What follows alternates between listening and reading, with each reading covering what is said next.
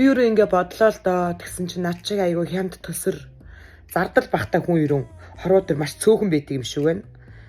Одоо ингээ бодсон би ч одоо архитаа ахгүй.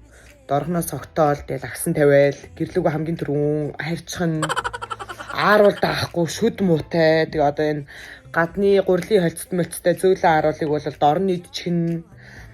За тэгээ дээрэс нь хоол даахгүй жоохон хоол идэн тэгэл дээрэс нь такси унаанд мөнгө төрөг хөрхөн алхаал гэрлүүгээ харьцхан.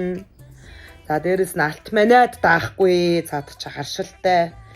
Тэгэхээр бас тийм аксессуарнаас ер нь жоохон тийм одоо харшил гэх юм уу, дээрэс нь бас юм халгаатай ямар нэгэн аксессуар байх юм бол энэ тийм тайлцчулуудаад одоо ингээд хайчдаг. Тэгээ дээрэс нь одоо бас чихэр даахгүй, дорхно жоохон чихэр идэл пологтно. Одоо баяр ёслолын үеэр болохоор зэрэг ганц шоколад аваад өчгөд л тэгэл под гэл баярлаа гүгээ явчихна. За бас цүнх даахгүй цаадах чинь. Тэгээ ер нь дэлгүүр мэлүү хоршоо дагуулад явах юм бол одоо цүнхээ даахгүй улмаас залхуураад олон юм авахгүй бас зардал багтай.